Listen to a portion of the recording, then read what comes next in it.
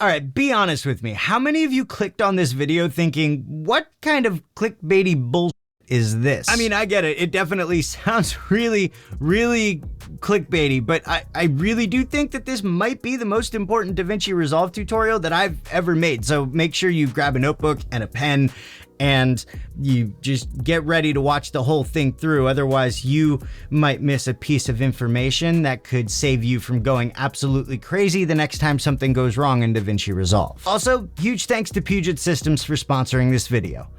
More on them later. All right, here's the deal. I answer a lot of questions about Davinci Resolve. I answer them in my YouTube comments and in DMs on social media and in Discord servers and through email and phone call. You get the idea. I answer a lot of questions and I love answering questions. I love helping people. But the thing is, I don't always have time to respond to everybody.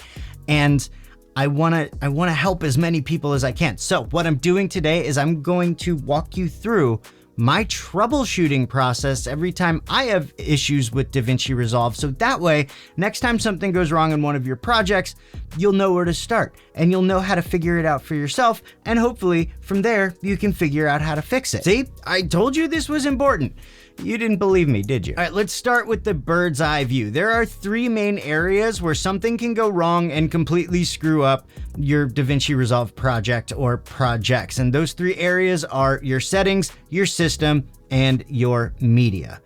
Let's start with settings. And when I say settings, I mean your project settings, your timeline settings, and your Davinci Resolve preferences. All three of these areas have a whole bunch of buttons and switches and settings that can be changed, sometimes accidentally, that will send your entire project into a tailspin. So let's start with project settings. In order to get to your project settings, you can either go to File, Project Settings, or you can click the little gear icon in the bottom right of your screen. Now, I've been doing this long enough, so I pretty much know what settings should be there in any given Davinci Resolve project. However, if you don't know that, if you haven't quite figured that out, you haven't quite memorized what the typical settings are, then one thing that you can do is open up a new project with all of the default Davinci Resolve settings and compare the default settings to the settings in your project. If you find a discrepancy, you may have found the thing that's causing your problem. Also, another quick tip, once you do have your settings dialed in,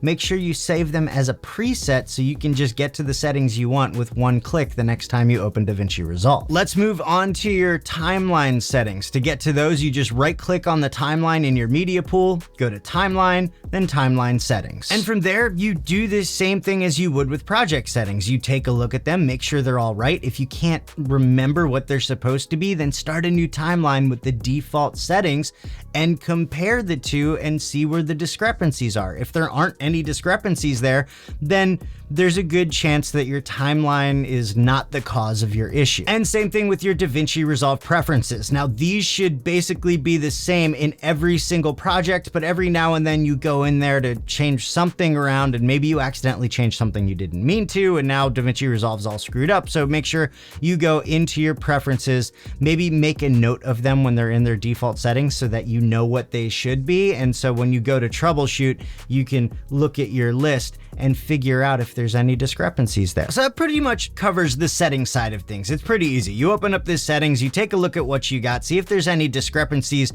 between what you have and what you should have, and then change them to what you should have, and hopefully that fixes the problem. If you don't find any discrepancies, then congratulations, you're probably okay. Now let's move on to your media. There is so much that can go wrong with your video footage, with your audio files, with the graphics that you import, with your motion graphics and visual effects. There's just so much that can go wrong. You can have corrupted files, you can have incompatible files, you could accidentally move something in your computer and now all of a sudden Davinci Resolve can't find it, so you got media offline. There's just a whole bunch of stuff that can go wrong. So what do you check? Where do you start? Let's take a fairly common example of Davinci Resolve keeps crashing. This actually just happened. A friend DM'd me. Davinci Resolve was crashing every time they opened a bin that had media in it. I suggested maybe they had a corrupted file.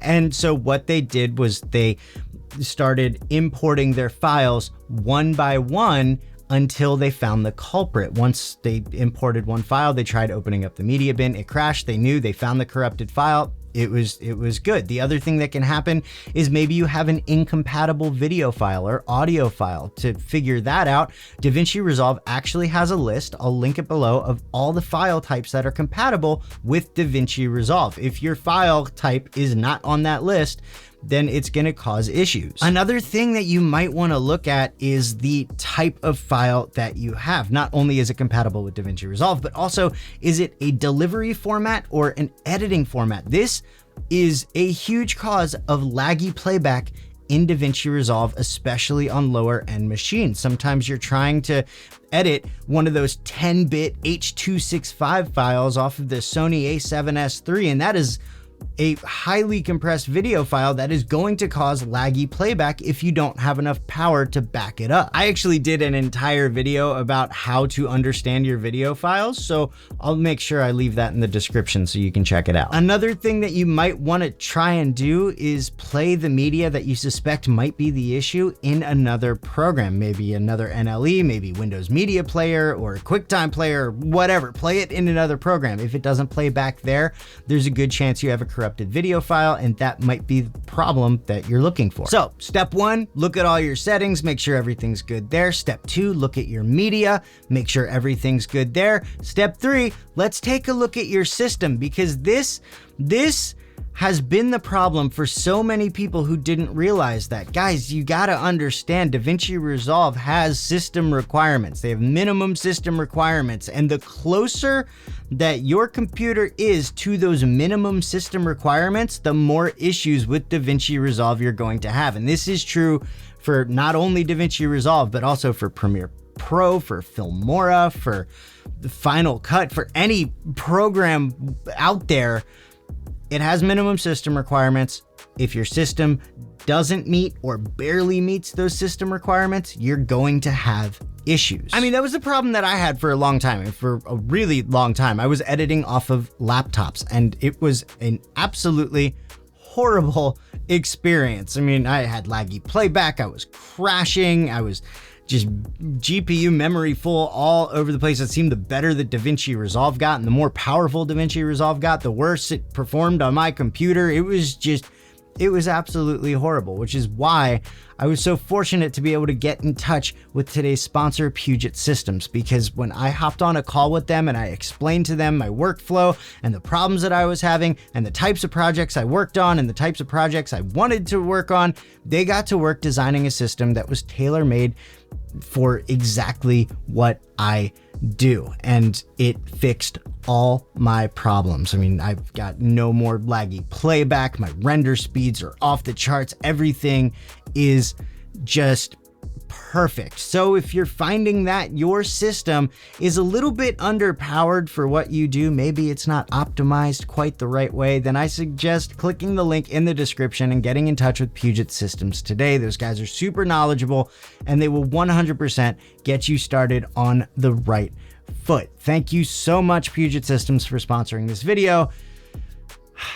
Now let's talk about some other troubleshooting techniques. So we've looked at our settings, we've looked at our media, and we've looked at our system, and we still can't find the problem. For some reason, it's still not working right. Well, now it's time to look at our edit history. And if you didn't know this, you can actually see a list of all of the edits that you have made in your project in Davinci Resolve. All you got to do is go up to edit history, and you can see the whole list. And all you got to do is go back one step at a time until you find the step that caused the problem. And if you can't find the step that caused the problem, well, congratulations, you didn't screw up your edit yet. But if you're anything like me at this point, you're probably getting a little frustrated, probably getting a lot frustrated if I'm being honest. It's okay, I've been there, I understand. Now it's time to start looking at some outside sources. Maybe we need some help trying to figure out what's wrong, which is why my next step is to crowdsource your troubleshooting. Don't just rely on your favorite YouTuber, because they're not always going to be able to reply. There are a ton of places where you can get a bunch of people's input on what might be the problem. It's the beautiful thing about the internet. I mean, you've got Discord servers, you've got subreddits, you've got the Davinci Resolve manual. That's a handy resource that you should probably check out. You've got Facebook groups. I mean, there's just a ton of places where you can get a bunch of answers. It's great. So reach out there, see what you can find. Maybe you'll make a new friend. Who knows? Now I've got one more quick tip for you, and that is to verify your sources. And this is kind of specific to people who are trying to do something new based off of a tutorial that they watched on YouTube. You need to verify that tutorial. And what I mean by verify it is look at how old it is.